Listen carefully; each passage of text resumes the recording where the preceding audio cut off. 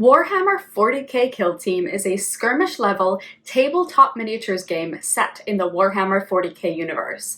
Players field a handful of warriors, typically between 6 and 12 models, where each model is referred to as an operative. So imagine you took a single squad from your 40k army, sent them on a mission, and they ran into another small enemy squad.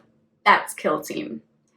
Kill Team is a fast-paced game, often with high casualty, but it also includes a fair amount of strategic planning in order to field the best-suited roster for the kill zone and a variety of enemy matchups. So if you want to create a fluffy but competitive Death Guard Kill Team, you've come to the right place. In this video, I'll guide you through building a Death Guard Kill Team that will include most of the choices available to creating a Death Guard Kill Team, support a variety of tactics, and provide a thematic experience for those who are into the Death Guard lore. This particular Kill Team roster has been battle-tested at the 2023 US Open, where it had a 50% win rate in a highly competitive environment. My partner has enjoyed playing it, and his opponents were really excited to see such a unique kill team in competition, so much so that they actually came to him before the competition started to see who in the world was taking a Death Guard kill team with Poxwalkers to a competition. So before we dive into building our Death Guard kill team, let's take a moment to remember their place in the Warhammer universe. Death Guard is the common name for the traitorous 14th Legion. Once a loyal legion, they were corrupted by Nurgle, the chaos god of decay and disease. The Death Guard are rotting, plague-ridden warriors who spread pestilence wherever they go. The Death Guard are known for their resilience and their disgusting weaponry. They are often covered in filth and disease, and their very presence can even sicken and kill their enemies. They are also relentless and will never stop fighting until they are completely destroyed or victorious. The Death Guard are a popular faction in Warhammer 40k, and they've been featured in many novels, video games, and other media. As a bonus for players who relish the modeling aspect of the hobby, the Death Guard have some of the most detailed and interesting models available. They are actually one of my favorites to paint. I hope my sisters don't hear that. The Death Guard team rules are found in the Kill Team Compendium. That's right, they're a compendium squad. Don't listen to the compendium hate out there. The Kill Team Compendium is a must-buy for anyone looking into Kill Team. You get rules and data slates for 18 factions, and I think they're all pretty competitive and extraordinarily fun.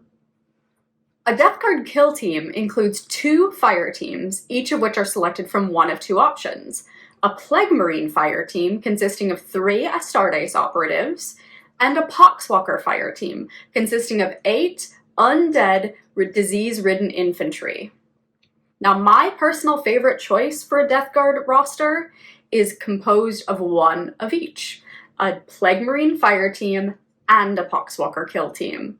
Now, I know taking a Poxwalker kill team instead of 2 teams of Plague Marines is not recommended by anyone else on the internet, but I wholeheartedly disagree.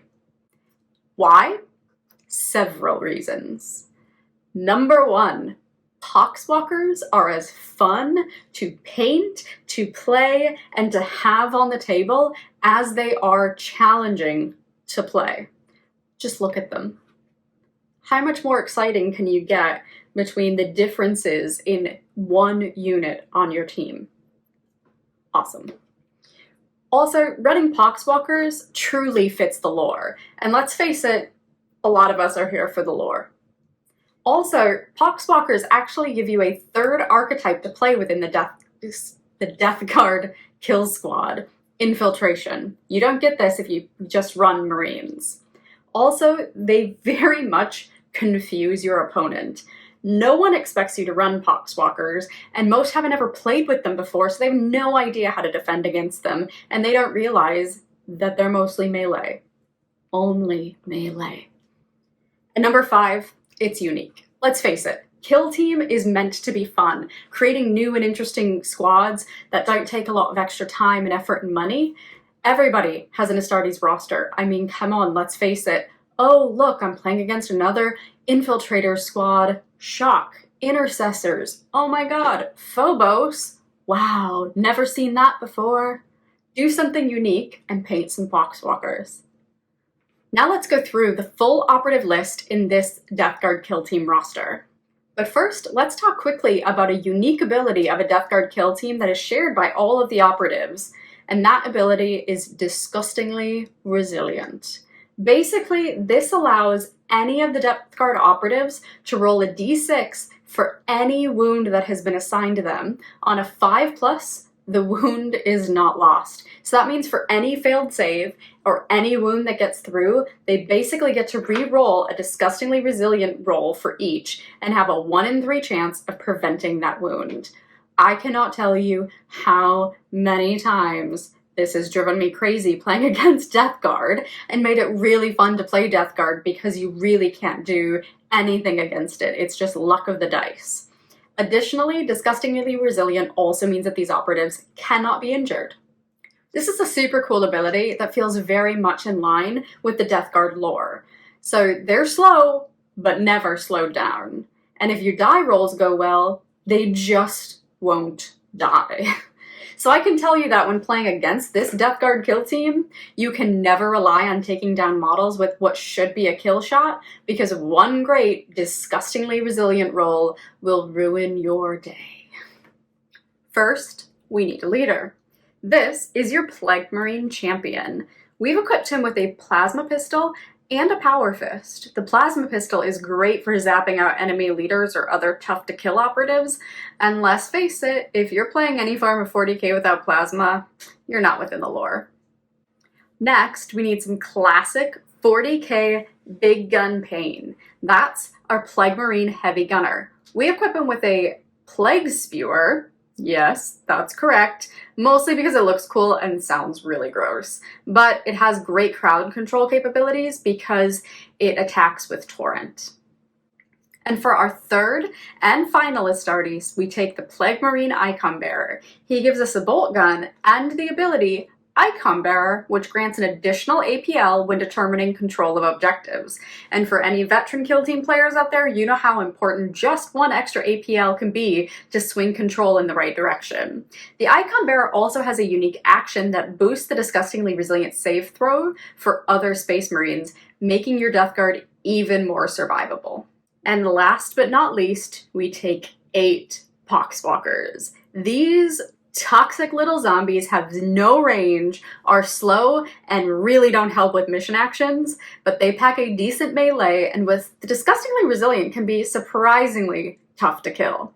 They have no options. They carry an improvised weapon, which is basically some scavenged rusty item that is absolutely so much fun to paint. And no kill team is complete without some customized thematic barricades and objective markers. For this roster, we used some Nurglings to make my 3 barricades and modeled some objective markers using toxic barrels. Now, the Nurglings are almost the perfect size to fit the required dimensions for kill team barricades, and they look so cool on the table, and no one really realizes until you point it out that these are your barricades. Hopefully this guide on building a Death Guard kill team was interesting and inspiring. I would love to hear how your Death Guard roster turns out and what you prefer in your roster for Death Guard.